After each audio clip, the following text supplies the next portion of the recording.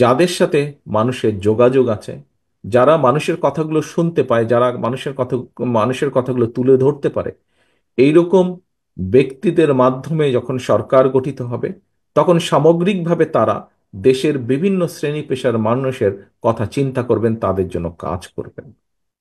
সেই জন্যই সেজন্যই যদি আমরা বলি, আজকে এই মুহূর্তে সংস্কারকে যদি যারা মনে করছেন যে নির্বাচন পরে হওয়া উচিত, সংস্কার আগে হওয়া উচিত, তাহলে সেই সংস্কারকে সফল করার জন্যই এমন মানুষের দরকার যারা সরাসরি জনগণের সাথে সম্পৃক্ত।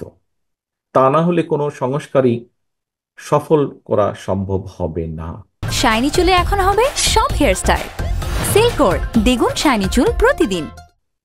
কাজেই সংস্কারকে যদি সফল করতে হয়, সংস্কারের সংস্কারের প্রস্তাবনা আজকে থেকে 2 বছর আগে এদেশের রাজনীতিবিদরাই দেশের মানুষের সামনে তুলে ধরেছেন।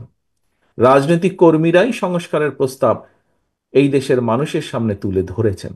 কাজেই এই দেশের প্রকৃত সংস্কারও যদি করতে হয়, তাহলে অবশ্যই সেটি রাজনীতিবিদদের মাধ্যমেই করতে হবে।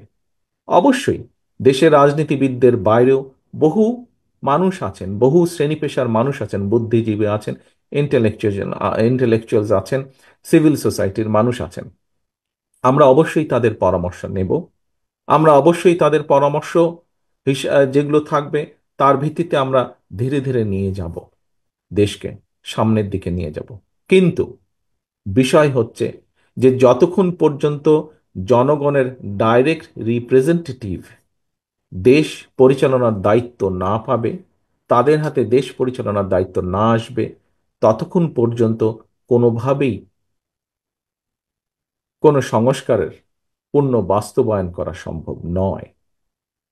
কারণ যাদের সাথে জনগণের সরাসরি সম্পৃক্ততা আছে, তারাই একমাত্র জনগণের কথা তুলে ধরতে পারবে, তারাই একমাত্র জনগণের আকাঙ্ক্ষা অনুযায়ী সামগ্রিকভাবে দেশকে সেদিকে পরিচালনা করতে সক্ষম হবেন।